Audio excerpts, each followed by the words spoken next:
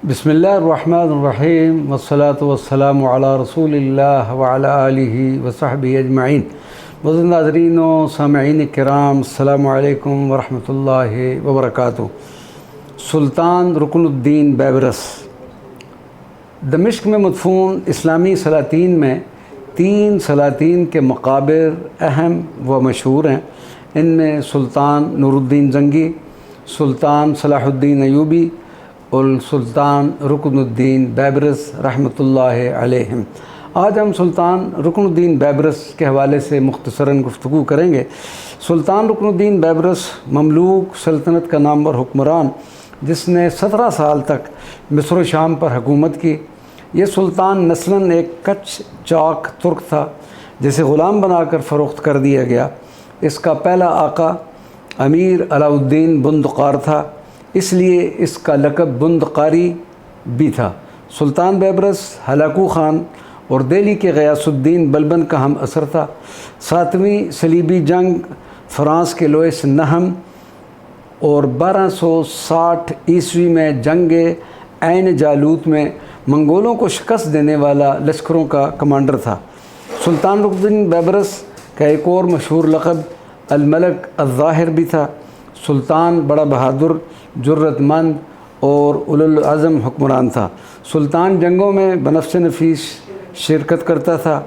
इसके अहद हुकूमत से सुल्तान सलाहुद्दीन अयूबी के अहद की याद ताज़ा हो जाती थी।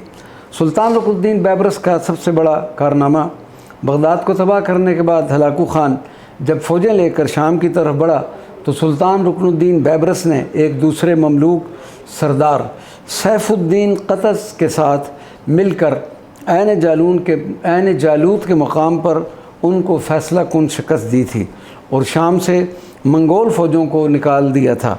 सुल्तान रुकनुद्दीन बैबरस का ये कारनामा नाकाबिल फरमोश था क्योंकि उसने अपनी जंग हिकमत अमली के बायस मिस्र और शाम को मंगोलों की तबाहकारियों से बचा लिया था। सुल्तान के 17 साल अहद में मजमूई तौर पर मुल्क शाम पर 38 बार फ़ौजकशी हुई। मंगोलों से जो 9 लड़ाइयाँ हुईं उनमें सिर्फ़ आखिर की इब्तिदा सुल्तान की तरफ से हुई और बाकी 8 जंगों की नौइयत जवाबी हमलों की सी थी।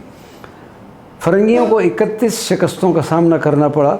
सुल्तान रुकनुद्दीन बैबरस ख़ुद भी इस्लामी तालीमात का पाबंद था और अपनी सल्तनत में इस्लामी अहकाम पर अमल करवाने की भरपूर कोशिश करता था। आज से पहले मिस्र से ग़िलाफ़ काबा को मक्का मुकरमा ले जाने की रस्म का आगाज़ भी सुल्तान रुकनुद्दीन बैबरस के ज़माने में हुआ। मदीना मुनव्वरा के हवाले से भी सुल्तान रुकनुद्दीन बैबरस की खिदमात काबिल ज़िक्र हैं। सुल्तान रुकनुद्दीन बैबरस ने मस्जिद नबवी शरीफ के लिए 666 हिजरी में एक मिंबर शरीफ बनवा कर इरसाल किया। इस मिंबर के 9 ज़ीने थे और मिंबर की दाएं जानब इसके बनाने वाले बढ़ई का नाम भी तहरीर था।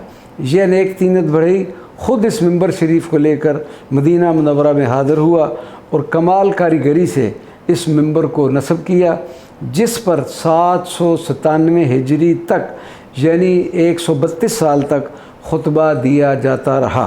सुल्तान रुकनुद्दीन बैबरस ने 688 हिजरी में हिजरा नबविया सल्लल्लाहु अलैहि वसल्लम की तादीम और तक़द्दुस के पेश नज़र लकड़ी का एक जालीदार जंगला हुजरा मुबारका के अतराफ़ में नस्ब करवाया जिसकी ऊंचाई 3 मीटर थी।